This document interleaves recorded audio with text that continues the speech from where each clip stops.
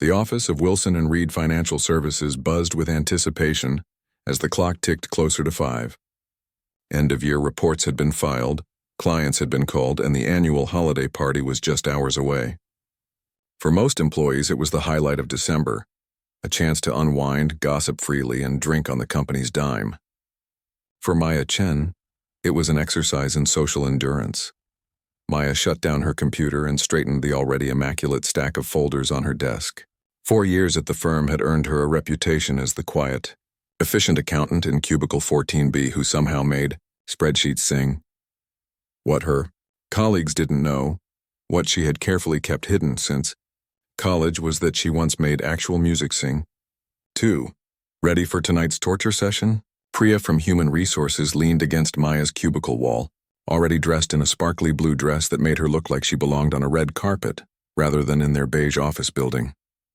Maya smiled despite herself. That bad, huh? They booked the Wellington this year. Fancy venue, open bar, and all the awkward dancing with people you've been avoiding eye contact with for 12 months.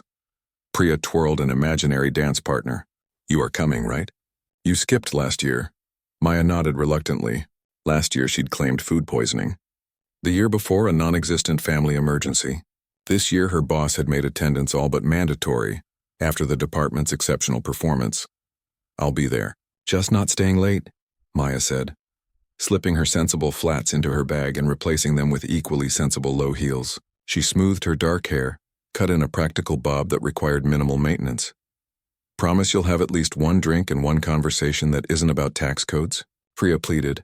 I make no such promises, Maya replied, but her smile took the edge off her words. 2 hours later, Maya stepped into the Wellington, a renovated historic building with soaring ceilings, crystal chandeliers, and the kind of old-world charm that made her feel underdressed despite her carefully chosen navy blue dress.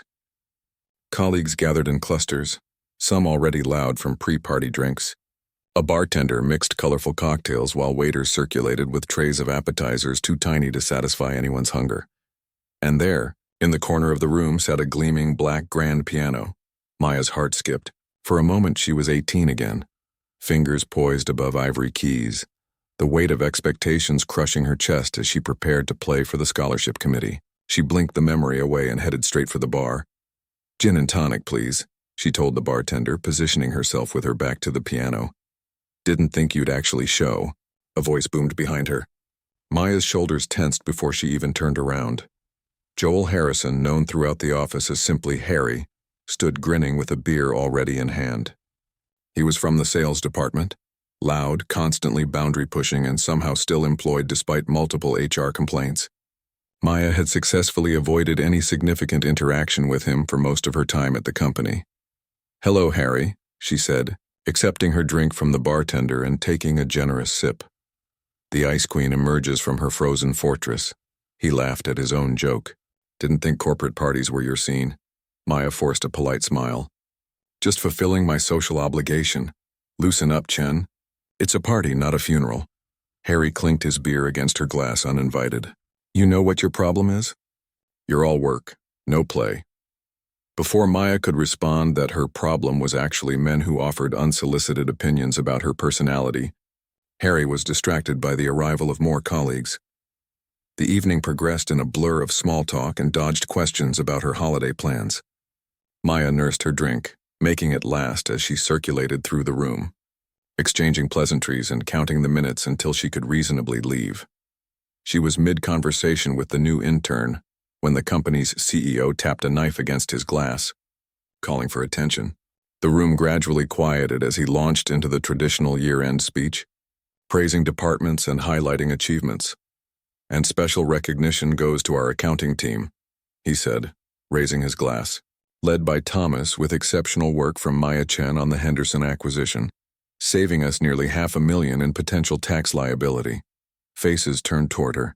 Maya felt her cheeks warm as she nodded acknowledgement, hating being the center of attention even briefly. As soon as the speech ended and conversation resumed, she slipped away toward the restroom for a moment of quiet. When she returned, Harry had somehow gathered a small audience near the piano. I'm telling you, he was saying loudly, gesturing with his drink. Chen is hiding all sorts of secrets. Lee from IT told me she was some kind of music prodigy back in college. Maya froze. Lee. Of course. They'd attended the same university, though years apart. She'd run into him at a coffee shop near the office once, and in the small talk that followed, she'd mentioned her music background, minimizing it, of course, but not denying it entirely. Really? Quiet Maya? Someone asked skeptically. Piano, apparently, Harry continued, clearly enjoying being the bearer of gossip. Full scholarship and everything until she dropped out of the program. Maya's throat tightened. She hadn't dropped out. She'd switched majors after the disaster of her sophomore year performance review. But that wasn't information Harry or anyone else needed.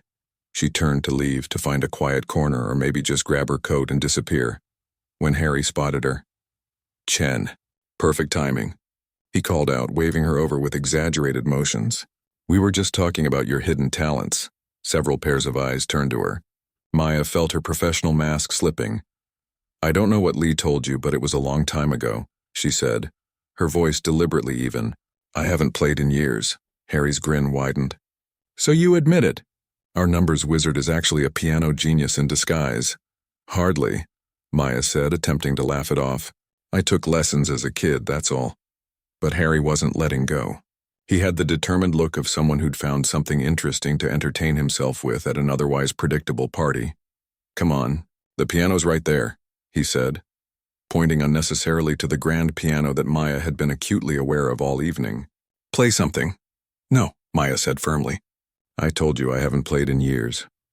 Just one song, Harry pressed, his voice carrying enough that more people were turning to watch the exchange. What's the big deal? I said no, Harry.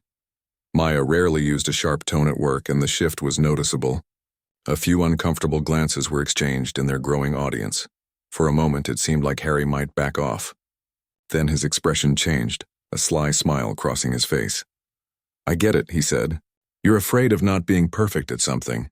A resident perfectionist can't handle being rusty. Maya felt a flush of anger. That's not it. Prove it then, Harry challenged, lowering his voice to add, unless you've been lying about the whole music thing. Maybe Lee got it wrong. Maya knew she was being manipulated. She knew engaging was exactly what Harry wanted. Yet something in her, perhaps pride, perhaps the gin, made her square her shoulders. Fine, one short piece. Then you drop it, understood? Harry's face lit up with triumph. Ladies and gentlemen, he announced to the nearby clusters of colleagues, we have a special treat tonight. Maya Chen will be performing at the piano. Maya wanted to disappear through the floor. This wasn't how the evening was supposed to go. She'd planned to make an appearance, have one drink, exchange a few pleasantries, and leave early enough to catch the 10:30 train home. Now she was being marched toward the piano like a prisoner to the gallows, with Harry playing the role of overzealous executioner. The piano bench felt cold beneath her as she sat down, acutely aware of curious eyes watching her. Her palms were sweating. She wiped them discreetly on her dress, then placed her fingers on the keys. What could she even play?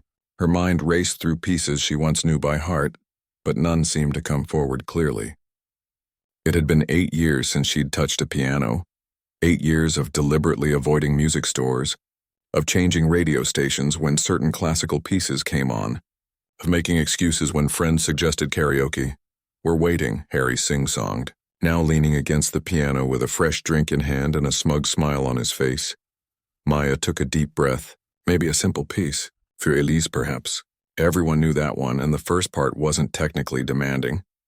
She pressed down on the first key and something inside her shifted. The note hung in the air, both familiar and strange. Her fingers moved to the next key almost of their own accord, and then she stopped. I can't, she whispered, more to herself than to her waiting audience. I'm sorry, I just told you, Harry said with mock disappointment. All talk, no action, typical. Maya stood up abruptly, nearly knocking over the bench. Excuse me, she managed to say before walking quickly toward the exit, ignoring the confused murmurs behind her. Outside, the December air hit her flushed face like a slap.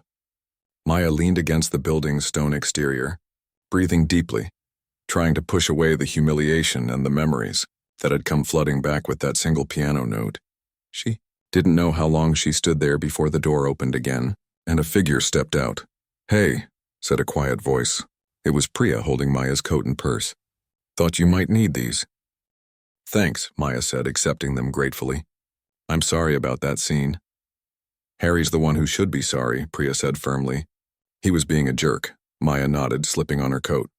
I think I'm going to head home. Want company to the station? No, I'll be fine. You should go back and enjoy the party. Priya hesitated. Are you sure? And was Harry right about you being a pianist? Maya looked up at the night sky, stars hidden by city lights and low clouds threatening snow. Once, she said finally. Not anymore. As she walked toward the station, snow began to fall in gentle flakes that melted as soon as they touched the ground. Maya pulled her coat tighter, wondering why, after all these years, a simple piano note could still make her feel like she was drowning. Maya had almost reached the end of the block when she heard footsteps hurrying behind her. Maya! Wait up! She turned to see Thomas, her department head, jogging awkwardly in his dress shoes, his breath creating small clouds in the cold night air. You forgot this, he said, holding out her scarf. Priya asked me to catch you. Thanks, Maya mumbled, taking the soft wool and wrapping it around her neck. The snow was falling more steadily now, dusting Thomas's gray hair and the shoulders of his suit jacket. Listen, he said, shifting uncomfortably from one foot to the other. Harry can be a real pain. Nobody blames you for walking out. Maya nodded, grateful for the support but eager to escape the conversation and the memories that had surfaced. But, Thomas continued, the CEO was asking about you. Maya's stomach dropped. Mr. Winters? He overheard Harry talking about your piano background. Turns out Winters is a huge classical music fan. He seemed disappointed when you left. Great. Now she'd not only embarrassed herself but potentially disappointed the CEO. Maya closed her eyes briefly. I really need to go, Thomas. I'll apologize to Mr. Winters on Monday. Thomas hesitated, then nodded. Of course. Get home safe. He turned to head back to the party, then paused. For what it's worth, I would have liked to hear you play. As Thomas disappeared back into the Wellington, Maya checked her watch. The 10:30 train was leaving in 15 minutes. If she hurried, she could still catch it and put this disastrous evening behind her. But as she walked, Thomas's words echoed in her mind. The CEO had asked about her. What if leaving had made things worse? What if this became office gossip that followed her for months? Harry would certainly make sure of that. Maya stopped walking, snow gathering on her eyelashes as she looked back toward the warm glow of the Wellington. Her rational mind told her to keep going, to get on that train and deal with the fallout on Monday. But something else, something that felt like the 18-year-old she'd once been, pulled her back toward the party. Before she could change her mind, Maya turned around and retraced her steps. She would go back, play something simple and unremarkable, and put an end to the whole situation. No drama, no gossip, just a quick performance, and then she could leave with her dignity intact. The warmth of the Wellington enveloped her as she stepped back inside, shaking snow from her coat. The party was in full swing now, with louder conversations and more enthusiastic dancing than when she'd left.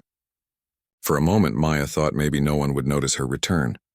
Look who's back, Harry's voice carried over the crowd. He stood by the bar, face flushed with alcohol, pointing directly at her. Maya felt dozens of eyes turn in her direction. Priya pushed through the crowd, concern written across her face. You okay? She asked quietly. Maya nodded, her resolve strengthening. I'm fine. Actually, I changed my mind about the piano. Priya's eyebrows shot up.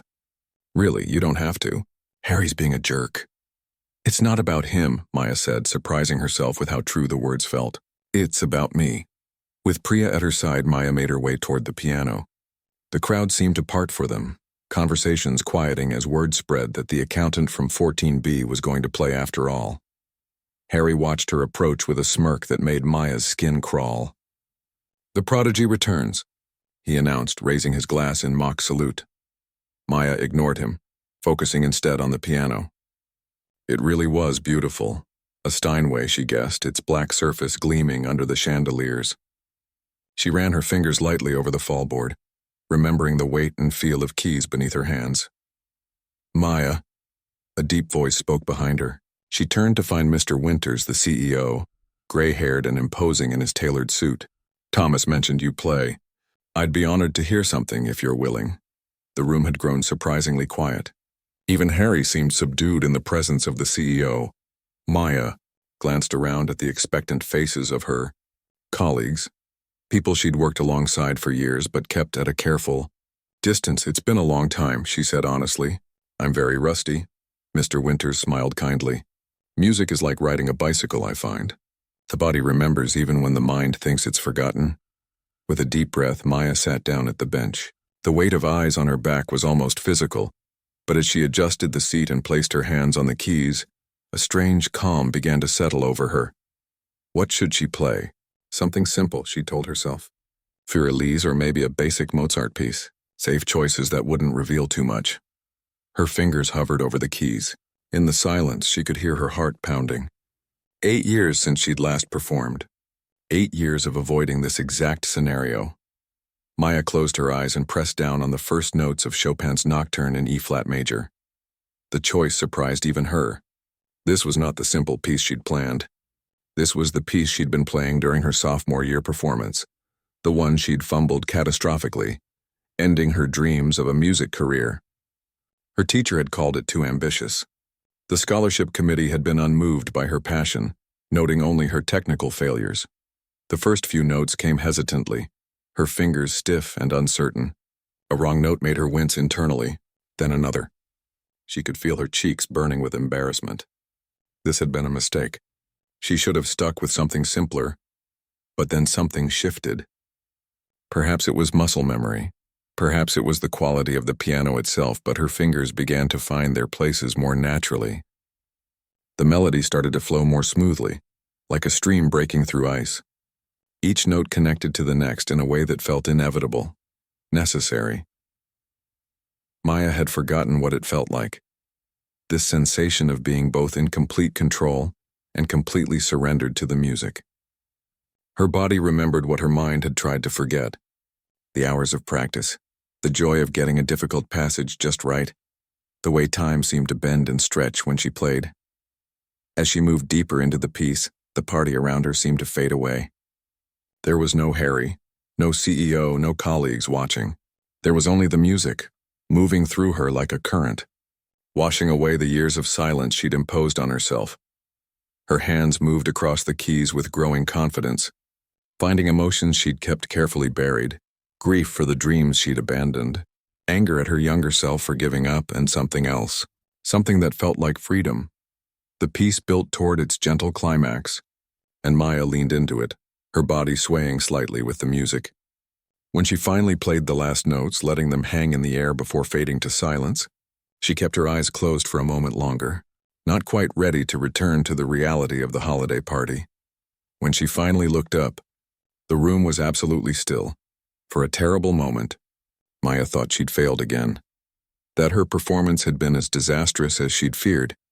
Then Mr. Winters began to applaud, followed quickly by the rest of the room erupting into enthusiastic clapping and even a few cheers. "That was extraordinary," Mr. Winters said, his voice carrying over the applause. "Absolutely extraordinary." Maya sat frozen on the bench, unsure how to respond to the praise. Colleagues she barely spoke to were looking at her with new respect and curiosity.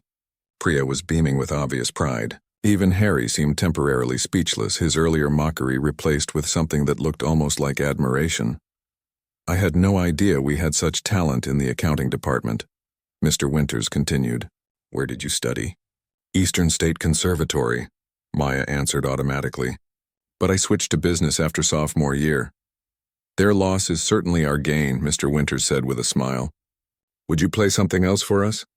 Before Maya could respond, someone from marketing called out, "Yes, please." "Another one!" Others joined in with encouragement.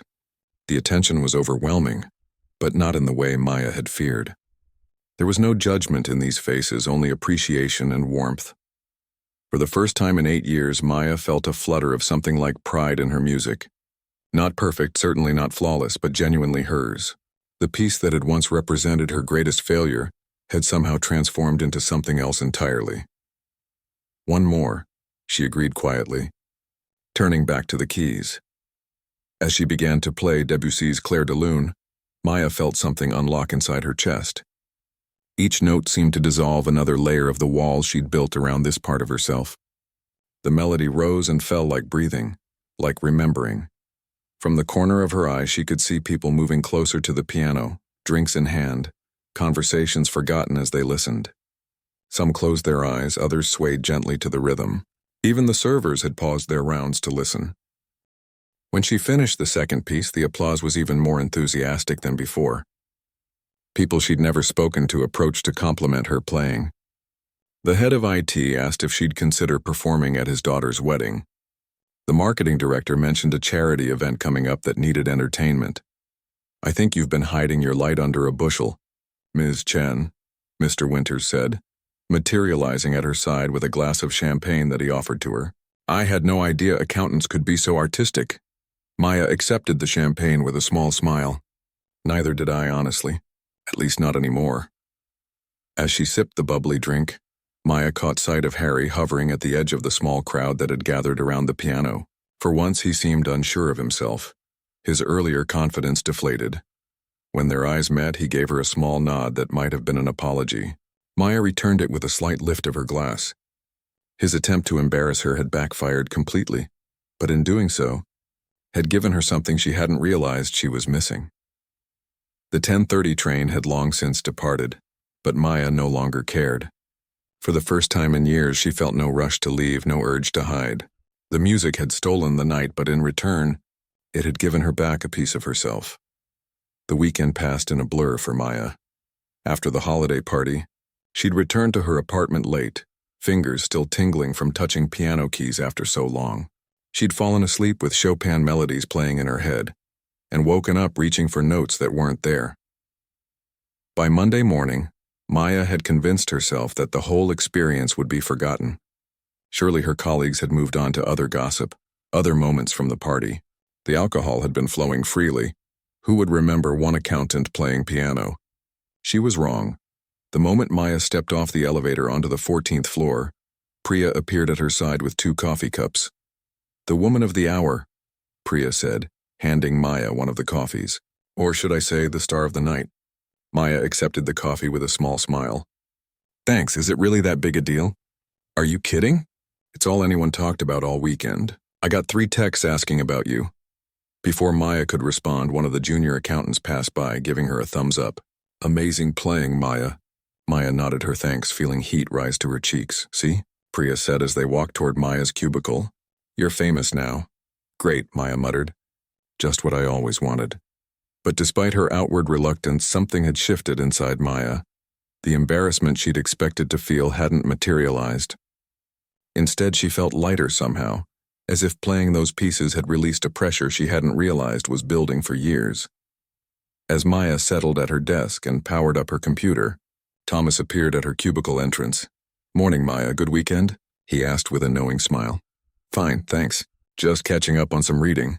Thomas nodded. "Listen, I wanted to give you a heads up. Mr. Winters was quite impressed with your playing on Friday." Maya's fingers paused over her keyboard. "That's nice, more than nice. He mentioned something about the company's charity gala next month. Wanted to know if you'd be interested in performing." Maya stared at him. "Performing? At the gala?" The annual charity gala was Wilson and Reed's biggest event of the year. Clients, partners, even competitors attended the black tie affair that raised funds for local education initiatives. Last year, they'd hired a string quartet from the City Symphony. "Just something to think about," Thomas said, noticing her stunned expression. "No pressure. But he'll probably email you about it later today." As Thomas walked away, Maya sat back in her chair, mind racing. Playing at a company party after a few drinks was one thing. Performing at the gala, in front of the city's business elite, was something else entirely. Her thoughts were interrupted by the arrival of an email notification. "Mr. Winters?" Right on cue. The message was brief but warm, complimenting her exceptional talent and asking if she would consider playing 3 or 4 pieces at the upcoming gala. "Your music would add a personal touch that our usual hired performers cannot provide," he wrote. "Please let me know if you'd be willing to discuss this further." Maya read the email 3 times, trying to process what was happening. After 8 years of avoiding anything related to her former passion, suddenly, music was forcing its way back into her life from all directions. She was about to close the email when another notification popped up. This one was from Harry. Maya's first instinct was to delete it unread, but curiosity got the better of her. She clicked it open, Chen, it began. No greeting, typical Harry. Wanted to say your playing was impressive on Friday. Didn't mean to put you on the spot like that. Drink sometime? No hard feelings, Maya snorted softly. As close to an apology as someone like Harry could manage, she supposed. She closed both emails without responding and tried to focus on the financial report due by noon. But her mind kept drifting back to the piano, to the feeling of music flowing through her again after so long. During her lunch break, instead of eating at her desk as usual, Maya found herself walking to a small music shop 6 blocks from the office. She'd passed it hundreds of times without going in, deliberately averting her eyes from the sheet music displayed in the window. Today, she pushed the door open. A bell jingled softly as she entered the dimly lit shop. The smell hit her immediately, paper and wood and something indefinable that reminded her of practice rooms at the conservatory. "Can I help you?" An older man with wild gray hair looked up from behind the counter where he appeared to be repairing a violin. "I'm just browsing," Maya said, moving toward the piano section. Her fingers trailed over sheet music. Beethoven, Bach, Liszt. She picked up a book of Chopin Nocturne, the familiar notes swimming before her eyes. "Pianist?" the man asked, coming around the counter. Maya hesitated. "I used to be." The man smiled, revealing slightly crooked teeth. "No such thing as used to be with music. It stays in you, like riding a bicycle." Maya nearly laughed at the echo of Mr. Winter's words from the party. "Do you have a piano?" the shop owner asked. Maya shook her head. "Not anymore. I sold mine after college." The man clicked his tongue disapprovingly. "That's a shame. You know, we rent digitals, good ones. Weighted keys, decent sound. Not the same as an acoustic, but good for practice." Maya looked up from the sheet music. "Rent? Month to month. No commitment." He gestured toward the back of the store. "Want to try one?" Before she could overthink it, Maya nodded. He led her to a row of digital pianos and invited her to sit at one. "Go ahead. See how it feels." Maya placed her hands on the keys, surprised by how natural it felt after Friday night's experience. She began playing the opening of the Chopin Nocturne again, testing the feel of the keys. It wasn't the grand piano from the Wellington, but it was surprisingly responsive. The notes sang out clearly in the quiet shop. When she finished, the shop owner was watching her with a knowing smile. "Just as I thought. Still in you." Maya felt something tug at the corners of her mouth. "How much to rent?" By the time she returned to the office, Maya had arranged to have a digital piano delivered to her apartment that evening. She'd also bought the book of Chopin Nocturnes and, on impulse, a collection of contemporary pieces she'd never played before. As she settled back at her desk, Maya saw another email from Mr. Winters, asking if she'd had a chance to consider his offer. Taking a deep breath, she typed a reply. "I would be honored to play at the gala, though I'll need time to practice and prepare a suitable program." She hit send before she could change her mind. The rest of the afternoon passed in a fog of spreadsheets and client calls, though Maya's mind kept wandering to the piano being delivered to her apartment. What was she doing? She'd spent years convincing herself that music was behind her, that the humiliation of her failed performance review had closed that door forever. Yet here she was, reopening it willingly.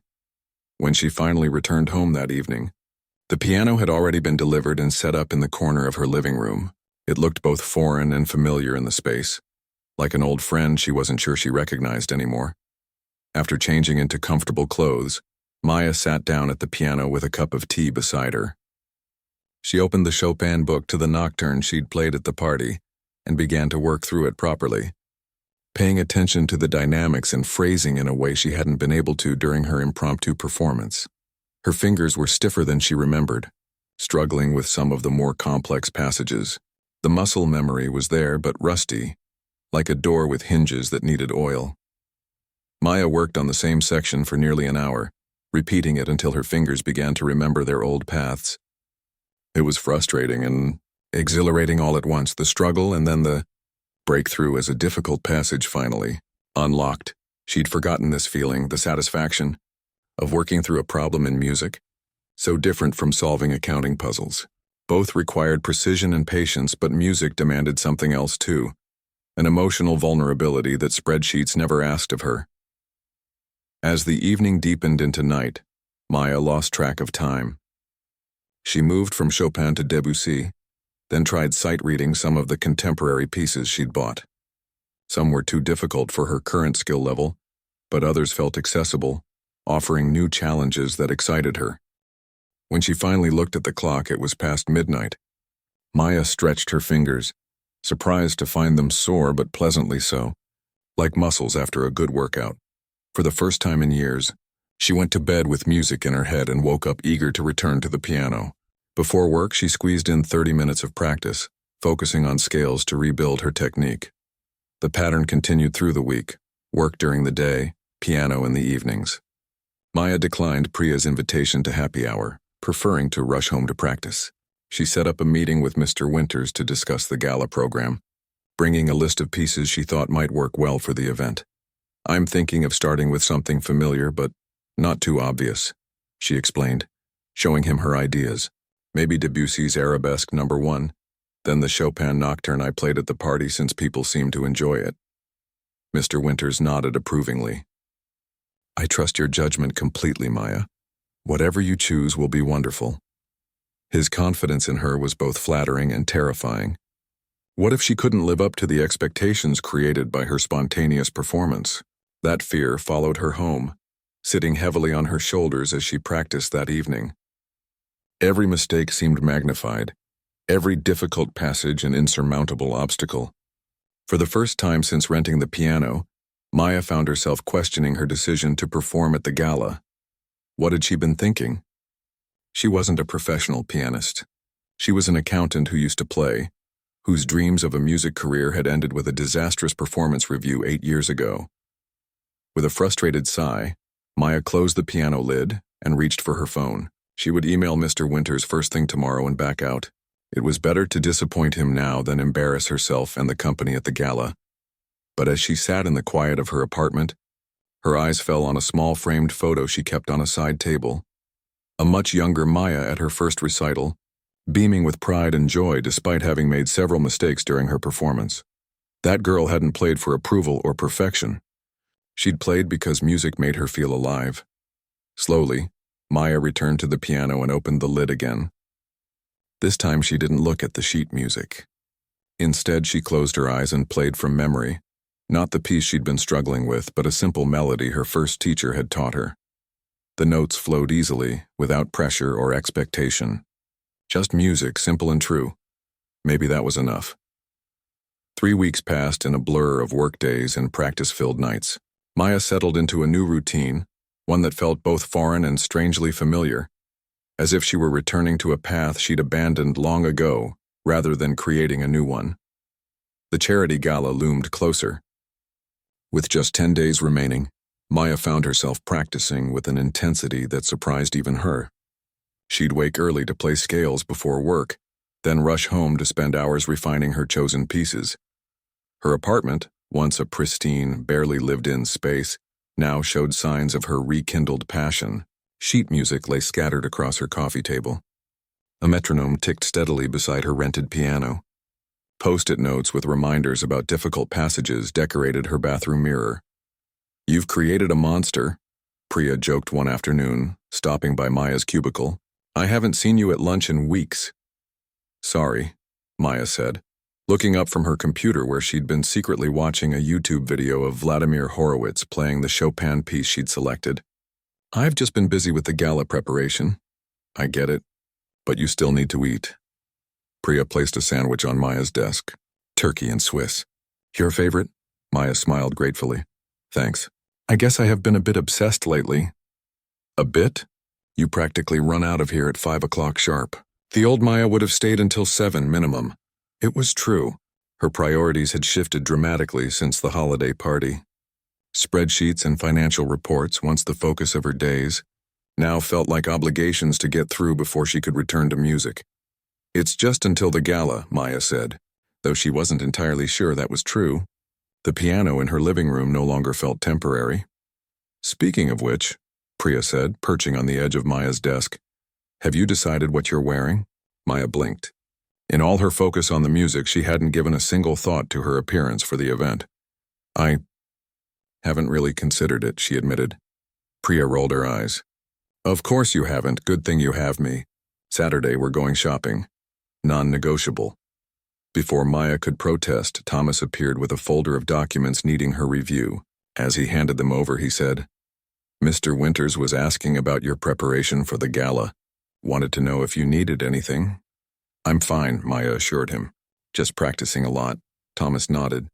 "He's really excited about this, you know? Keeps telling the board members about our resident virtuoso." After he left, Priya whispered, "No pressure or anything." Maya groaned softly. Thanks for the reminder. The pressure was indeed building. What had started as a small performance at the holiday party had somehow grown into something much bigger. Mr. Winters had sent out the gala, invitations highlighting a special musical performance by our own Maya Chen as one of the evening's main attractions. That night, as Maya practiced her program for what felt like the 100th time, her phone buzzed with a text from her mother. "A little bird told me you're playing piano again. Call me." Maya stared at the message. She hadn't told her parents about the gala performance or about renting the piano. They'd been supportive but bewildered when she'd abandoned music in college, never quite understanding why their once passionate daughter had walked away from something she'd loved since childhood. With a sigh, Maya dialed her mother's number. "So it's true," her mother said instead of hello. "Aunt Lynn's neighbor's daughter works at your company. She said you played beautifully at some party." Of course. The Chinese community grapevine was faster and more efficient than any social media platform. "It wasn't planned," Maya explained. "Someone put me on the spot. But you played. After all these years?" "Yes." There was a pause, then her mother asked softly, "Are you happy about it?" The question caught Maya off guard. She'd been so focused on practicing, on technical perfection, on not embarrassing herself at the gala, that she hadn't stopped to consider how she felt about playing again. "I think so," she answered honestly. "It's hard and I'm rusty, but yes, I'm happy when I'm playing. Then that's all that matters." Her mother's voice was warm. "Your father and I always wondered if you'd find your way back to music." "I'm playing at the company's charity gala next weekend," Maya found herself saying. "It's a big event." "We'll be there," her mother said immediately. "Mom, you don't have to. Wild horses couldn't keep us away. Text me the details." After hanging up, Maya sat quietly at the piano, fingers resting lightly on the keys. Her parents would be there. Mr. Winters and the board members would be there. Her colleagues would be there. The familiar weight of expectations settled on her shoulders heavier than before. But this time, something else accompanied it. A quiet determination. A voice inside reminding her that she was playing for herself first. For the joy of it, not just for others' approval. She began playing again, focusing on the emotional expression of the piece rather than technical perfection. By the time she went to bed, her fingers were sore, but her mind was calmer. Saturday arrived with unexpected sunshine after a week of gray skies. Maya met Priya at a boutique downtown, feeling out of place among the elegant evening gowns. "I was thinking something like this," Priya said, pulling out a deep blue dress with subtle beading across the bodice. Maya touched the fabric hesitantly. "It's beautiful, but isn't it a bit much?" "You're the star of the show, Maya. You should look the part." Star of the show. The phrase made Maya's stomach clench with anxiety. Seeing her expression, Priya softened. "Hey, it's going to be amazing. You've been practicing like crazy, right? Every night. But what if it's not enough? What if I freeze up or forget everything or—" "Stop," Priya said firmly. "You played perfectly at the holiday party with zero preparation and Harry breathing down your neck. This will be a breeze compared to that." Maya wasn't convinced, but she nodded and took the dress to try on. When she emerged from the fitting room, even she had to admit the effect was striking. The blue complemented her skin tone, and the cut was both elegant and comfortable enough to allow her to play without restriction. "Wow," Priya breathed. "You look incredible." A salesperson passing by stopped to comment. "That color is perfect on you." "Special occasion?" "She's performing at a charity gala," Priya answered proudly before Maya could speak. "Piano," Maya added, feeling a strange thrill at claiming the identity again. "I'm playing piano there." The week before the gala passed in a blur. Maya's days were filled with final preparations for quarterly tax filings, while her evenings were devoted entirely to polishing her program. She'd settled on 4 pieces: the Debussy Arabesque to open, followed by a Bach prelude, the Chopin Nocturne, and ending with a contemporary piece that showcased technical skill and emotional depth.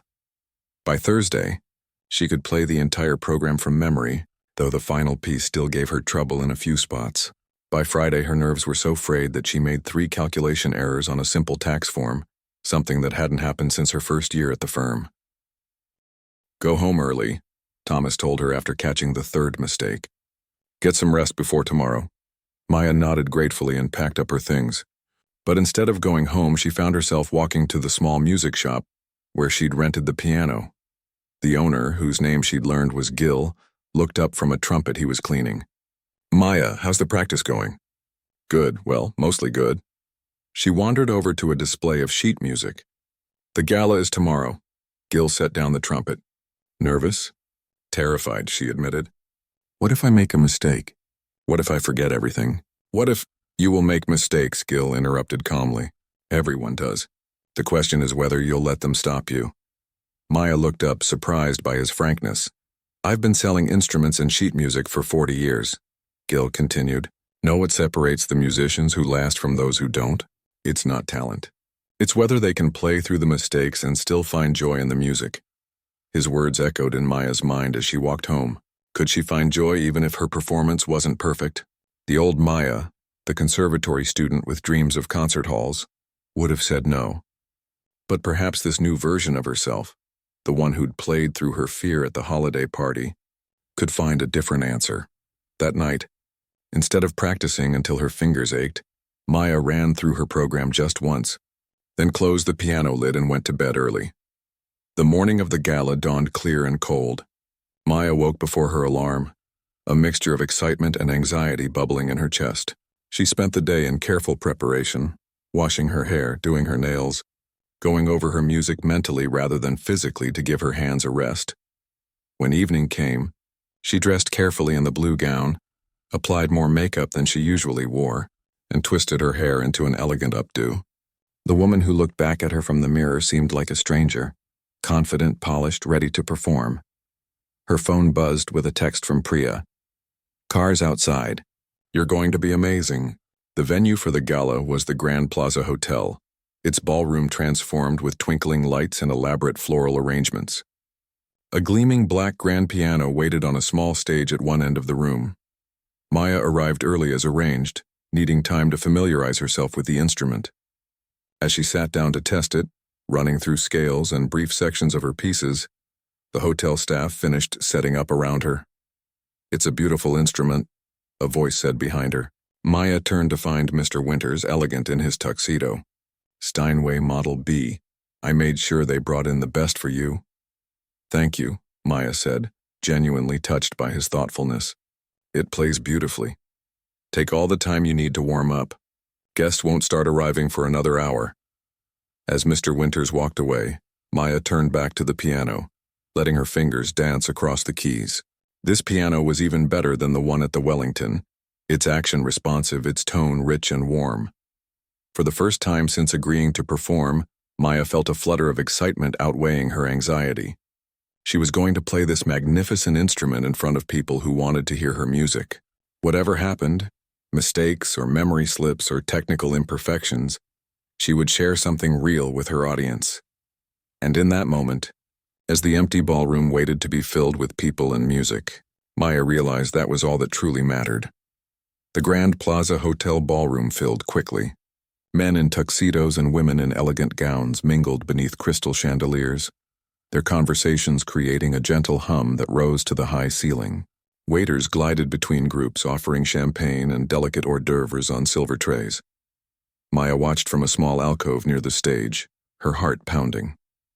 She'd chosen to stay out of sight until her performance, partly to focus and partly to avoid the inevitable questions and attention. Through the narrow opening, she could see familiar faces from the office mixed with strangers, clients, board members, and other business associates she knew only by name.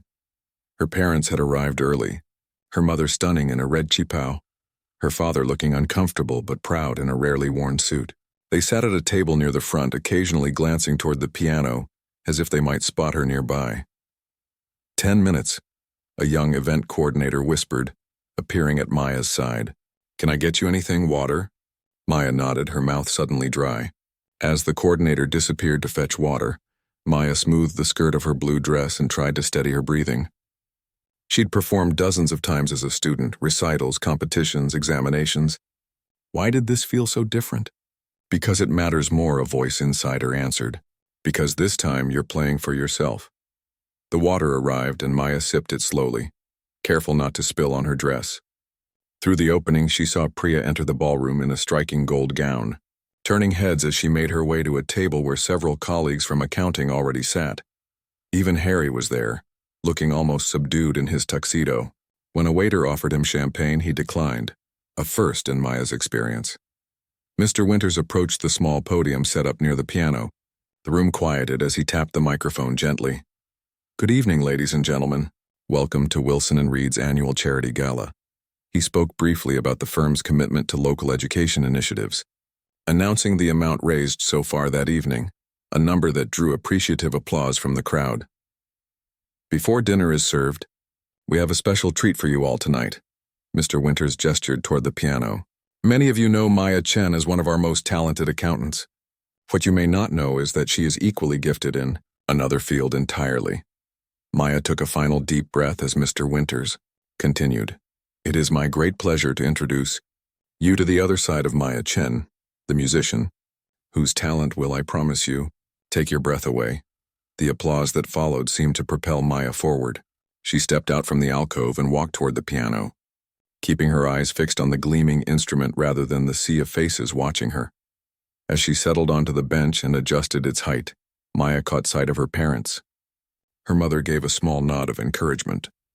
Her father simply watched, eyes shining with what might have been tears.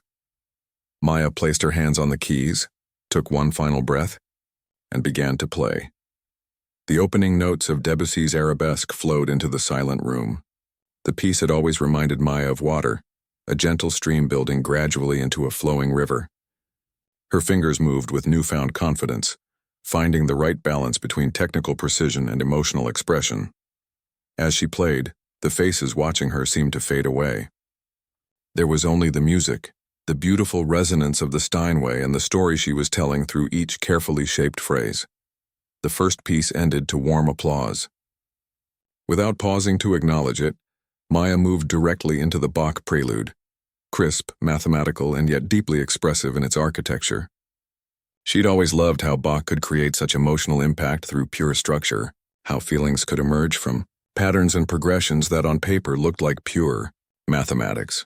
Perhaps that was why she'd been drawn to accounting after leaving music behind, the satisfaction of patterns and precision, though without the emotional release that came with playing.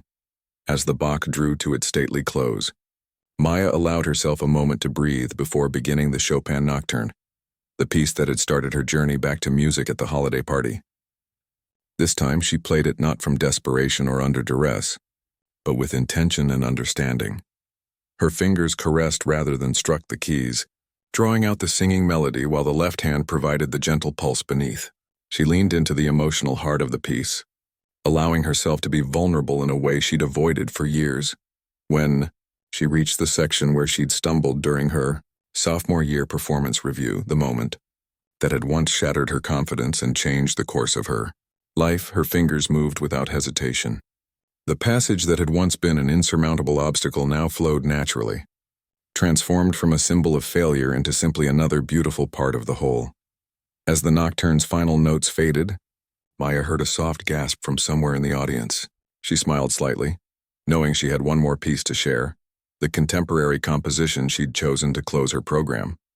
This final piece began quietly, almost tentatively before building into complex, cascading patterns that required all the technique she'd rebuilt over the past month. As she played, Maya felt herself fully present in the music, aware of every nuance, every shifting harmony, every opportunity for expression. Her body moved with the music now, no longer stiff with anxiety but flowing with the phrases. When the piece reached its dramatic climax, her fingers flew across the keyboard with a speed and precision that surprised even her, and as the final chords resolved into a peaceful conclusion, Maya felt something within her resolve as well, a harmony between the person she'd become and the musician she'd once been. The final note hung in the air for a breathless moment before the room erupted into applause. Maya remained seated, momentarily overwhelmed by the response and by her own emotions. When she finally stood and turned to face the audience, she saw that many were on their feet. Her parents beamed with undisguised pride. Priya was wiping away tears while applauding enthusiastically. Even Harry stood clapping, a look of genuine admiration replacing his usual smirk. Mr. Winters approached the piano with a bouquet of flowers. "Extraordinary," he said simply as he handed them to her. Then, more quietly, "Thank you for sharing your gift with us." Maya accepted the flowers with a shy smile, then turned to acknowledge the audience with a small bow. The applause continued, washing over her like a wave of acceptance and appreciation. As the clapping finally subsided and guests began to move toward their tables for dinner, people approached Maya to express their admiration. Clients she'd only ever spoken to about tax strategies now wanted to discuss classical music. Colleagues saw her in an entirely new light. Her parents reached her mother embracing her tightly. "We always knew," her mother whispered. "Even when you stopped playing, we knew the music was still in you." Her father, a man of few words, simply squeezed her hand. "Proud," he said, his voice rough with emotion.